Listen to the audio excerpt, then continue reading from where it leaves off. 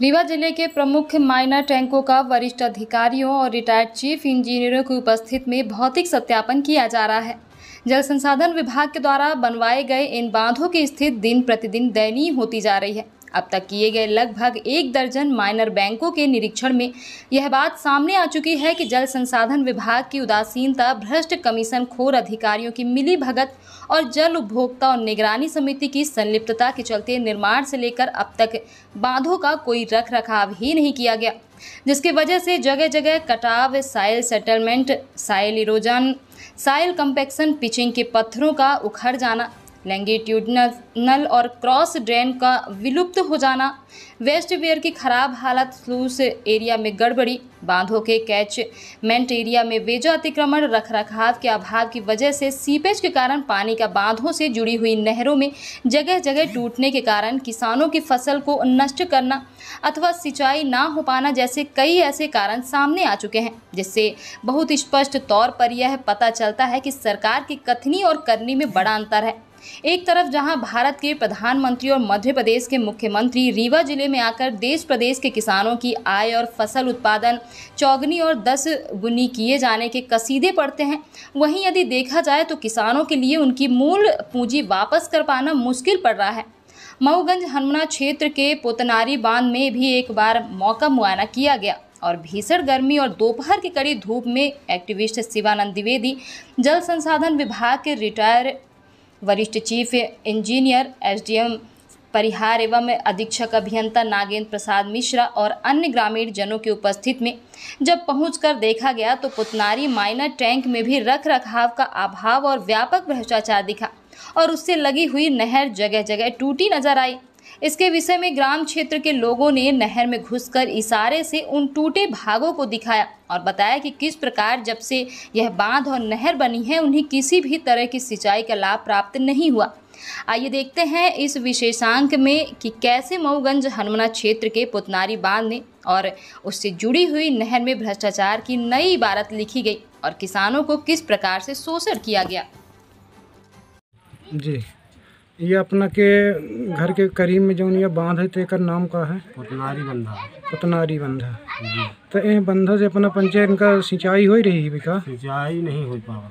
हाँ, तो समस्या का है कि सिंचाई अपना पंचायत के नहीं हो पावे। अपना पंचायत के घर से करीब बांध है, एक के बाद सिंचाई नहीं हो पा रही। पानी हो कुछ निकल जाते, फिर एक के बाद जो उन्हें दूर कुछ थोड़ा रिसाव है का बांध में कुछ है रिसाव निकलत है पानी जी। तो एक के बारे में अपना पंचे का चाहिए था, पानी मिले चाहिए जी। सिंचाई अपना की बिल्कुल नहीं हो रही है, बांध के फायदा नहीं मिल रहा। तो और आगे अपना कुछ सरकारों के लगे अपन बात पहुँचावे चाहिए थी का। हाँ जरूर, हुकुम चाहिए कि मतलब पहुँच जाए तो करे सुरक्षित हो जाए, थोड़ा पानी टिके लगे जी। अबे नहीं टिक रहा, नहीं टिक पावल है, पसाव मारल है, निकल जाते पानी, पेटा तो भरे में रहता है, रुकता है। ये अपना के नाम देवनारायण। अब यह अपना के गांव कौन आई या बांध कौन आई है?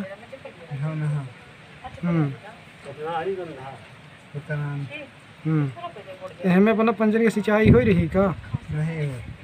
नहीं, बिल्कुल सिंचाई बांध से नहीं हो रही है, एक किसानों की सिंचाई नहीं हो रही है।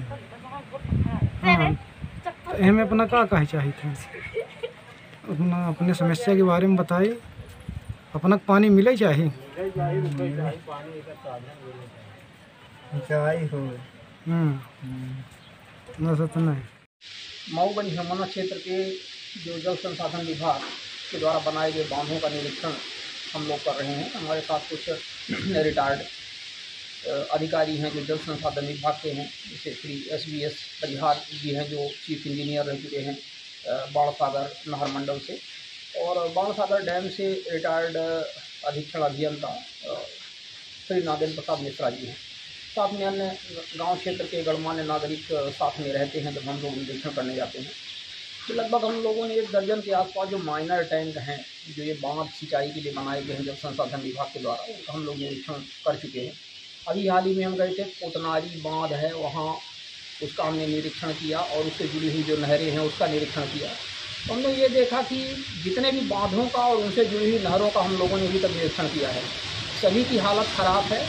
और सबसे बड़ी बात यह है कि इसमें इसका रखरखाव जल संसाधन विभाग के द्वारा बिल्कुल नहीं किया जा रहा है। इसकी मेंटेनेंस वगैरह की जो भी राशि आती है सब हजम कर रहे हैं, उनकी जल उपभोक्ता समितियाँ होती हैं उसके माध्यम से भी ये बंदरबाट कर रहे हैं।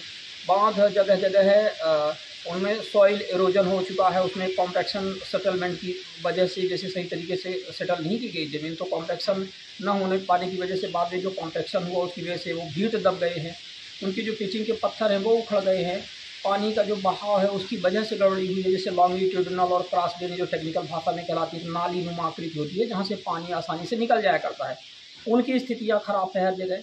नहर जो है स्लूस एरिया है वहाँ गड़बड़ियाँ है, जो नहर है नहर टूटी हुई है, किसानों को पानी नहीं मिल पा रहा है। आपने देखा ही है कि किस प्रकार से किसानों ने अपना इंटरव्यू दे करके बताया कि इन बांधों का और इन नहरों का उन्हें अभी तक कोई फ़ायदा नहीं हुआ है। तो ये स्थितियाँ हैं। मतलब कुल मिलाकर के यदि देखा जाए तो जितने भी बांध जल संसाधन विभाग के द्वारा बनाए गए हैं किसानों की आय दोगुनी करने के लिए, किसानों की सुविधा के लिए, उनका कोई उपयोग नहीं है और इसमें व्यापक स्तर पर भ्रष्टाचार है। तो काफ़ी गंभीर विषय है, इस बात को हम लोग निरंतर उठा रहे हैं।